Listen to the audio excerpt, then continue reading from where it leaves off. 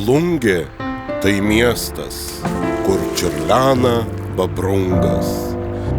Kartu su juo ir Mikalojus Konstantinas Čiurlionis, grodamas fleita Mykolo Oginskio dvaro orkestre. Nuo XIX amžiaus Oginskių dvaras Plungėje tampa ryškiu meno židiniu, kuriame veikia muzikos mokykla ir groja orkestras.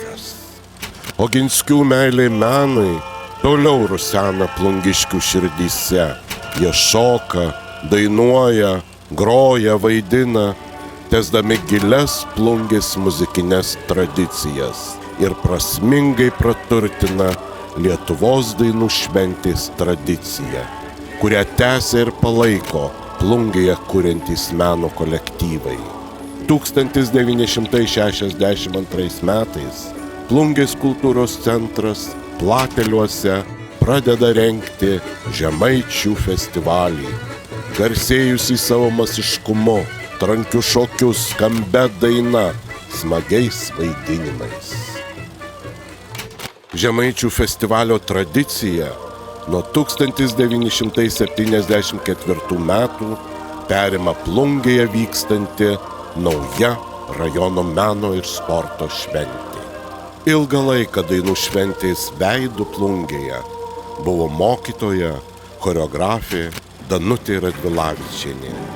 Lietuvos dainų švenčių vyriausioji baletmeisterė, sukūrusi ir padovanojusi Lietuvos šokio scenai apie 20 šokių ir išugdžiusi ištisą šokėjų kartą Plungėje.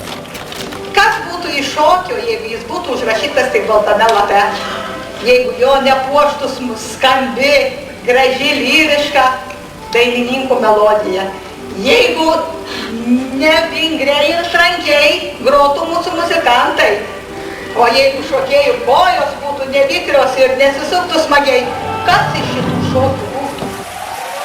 Nuo 1988 metų į Plungės dainų švenčių programą įtraukiamas Plungės kultūros centro organizuojamas pučiamųjų orkestrų festivalis.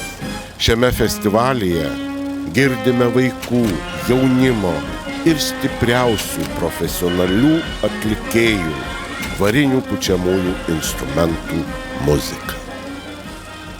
Į Plungės dainų šventės tradiciją 1996 metais įsijungia dar vienas kultūros centro renginys – tarptautinis folkloro festivalis Saulelė raudona. Puoselėdamas tautos bendrumo ir solidarumo dvasią, baltiškąjį gamtojautos ir pasaulėjautos supratimą, ryšį su kitomis bendruomenėmis.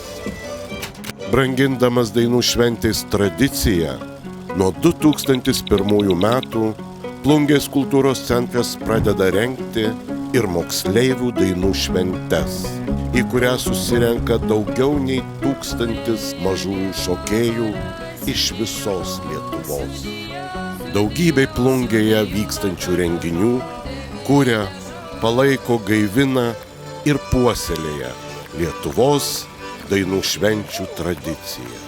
O čia kuriantys, šokantys tautinį šokį, vaidinantys, dainuojantys lietuviškas dainas ir griežiantys smagiausias melodijas, gražiai papildo dainų švenčių dalyvių minias, kurios susirenka Vilniuje.